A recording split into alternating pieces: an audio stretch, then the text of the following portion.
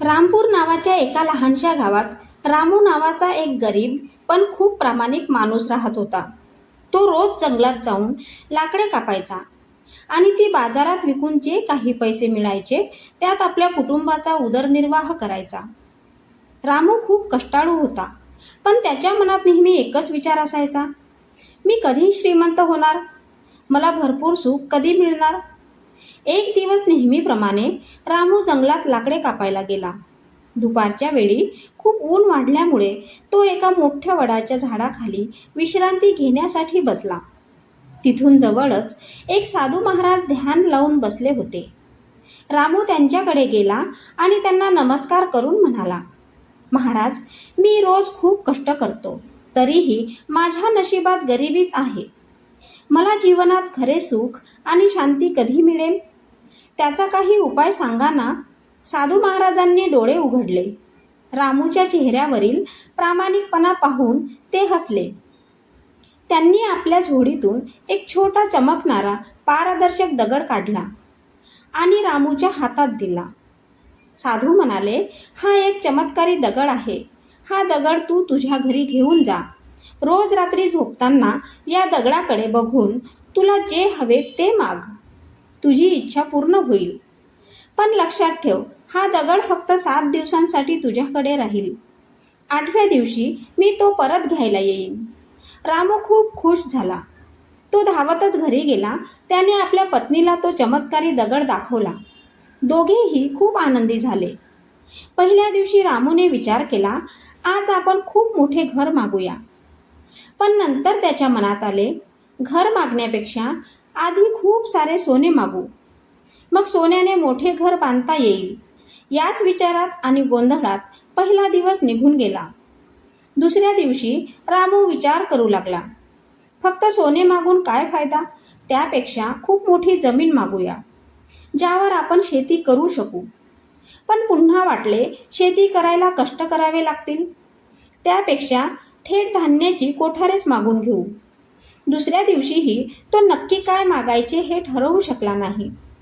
असे करत करत 3रा, 4था, 5वा आणि 6वा दिवसही निघून गेला.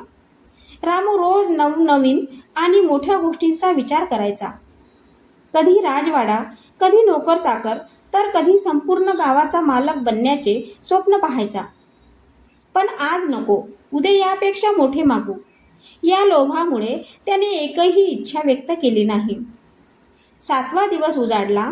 रामूने ठरवले की आज शेवटचा दिवस आहे. आज काहीतरी मागितलेच पाहिजे. तो रात्री दगडासमोर बसला, पण त्याच्या मनात विचारांचे वादळ आले. मी जर एखादी गोष्ट मागितली आणि दुसरी एखादी मोठी गोष्ट राहून गेली तर? मी आयुष्यभराचे सुख एकत्र कसे मागू? तो इतका व्याकुळ झाला की त्याला रात्रभर झोपच आली नाही. लोभ आणि चिंतेमुळे त्याचे डोके दुखू लागले.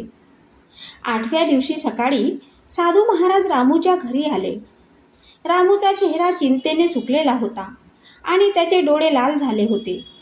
साधू महाराजांनी विचारले, काय रामू, मागितलेस ना सर्व सुख, आता दगड मला परत दे. रामूने रडत रडत तो दगड साधू महाराजांच्या पायावर ठेवला आणि म्हणाला, महाराज, मी या 7 दिवसात काहीच मागू शकलो नाही.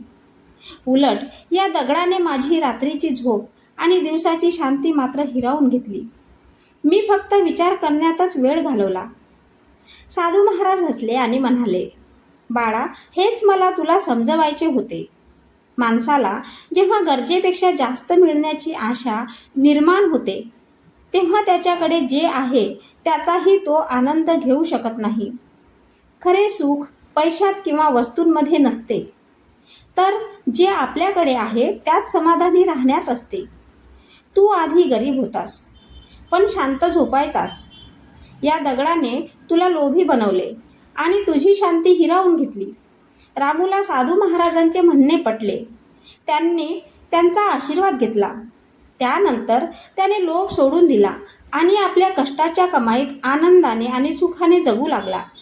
तात्पर्य असे की अतिलोभ माणसाला कधीच सुखी होऊन देत नाही. आपल्याकडे जे आहे त्यात समाधानी राहून प्रामाणिक कष्ट करणे हेच खऱ्या सुखाचे गमक आहे. कथा आवडल्यास लाईक करा आणि चॅनलला सबस्क्राईब करायला विसरू नका. धन्यवाद.